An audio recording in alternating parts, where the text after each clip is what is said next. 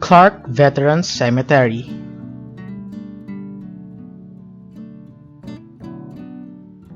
Clark Veterans Cemetery is located in Clark Freeport Zone, Angeles City, Philippines.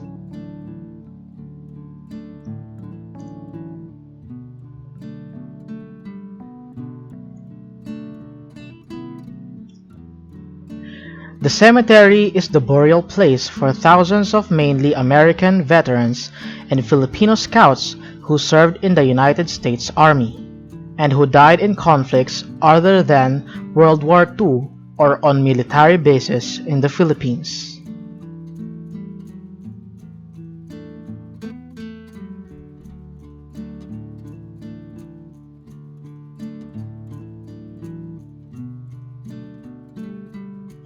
The origins of the Clark Veterans Cemetery can be traced to 1900s after the conclusion of the Spanish-American War.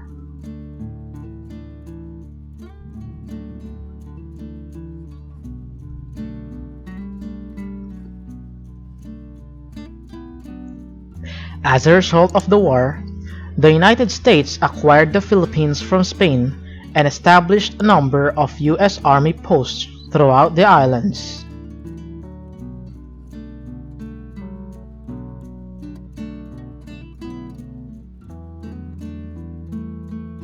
These included a large army base in Manila named Fort William McKinley and an even larger U.S. cavalry base 50 miles north of Manila called Fort Stotsenburg, now Clark.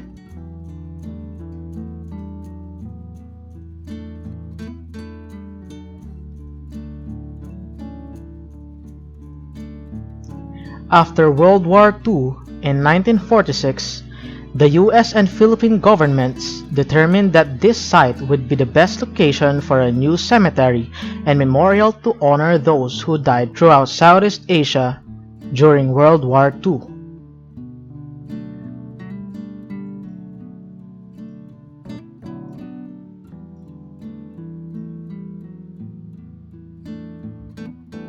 However, in order to accommodate as many as 17,000 World War II remains, the US government had to find a new home for the thousands of non-World War II dead already buried there.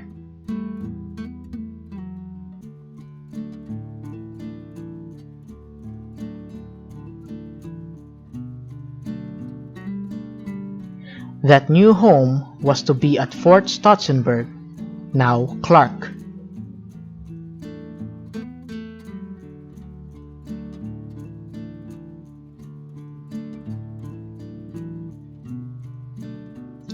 From January to May 1948, all the non-World War II dead at the Fort McKinley Cemetery were disinterred and relocated to the newly created Military Post Cemetery at Fort Stotsenburg, which became known as the Clark Veterans Cemetery.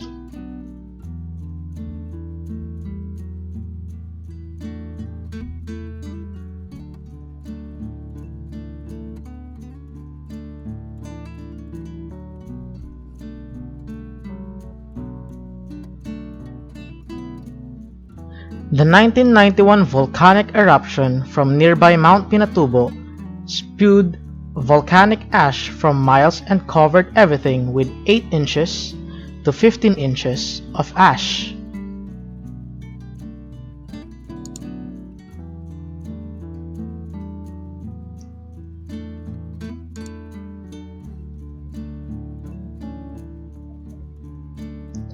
The ash damage is most evident with the lower half of all vertical epitaphs totally hidden from view.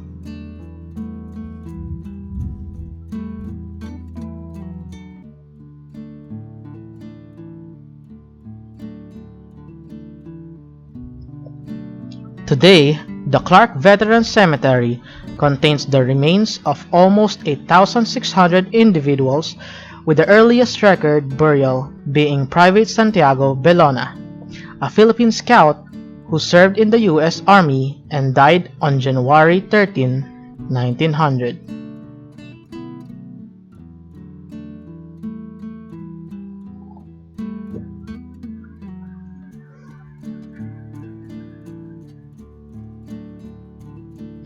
In December 2016, it was recommended that the cemetery name be changed to Clark American Cemetery, and that it be negotiated with the Philippine government that the operation of the cemetery be changed to in perpetuity.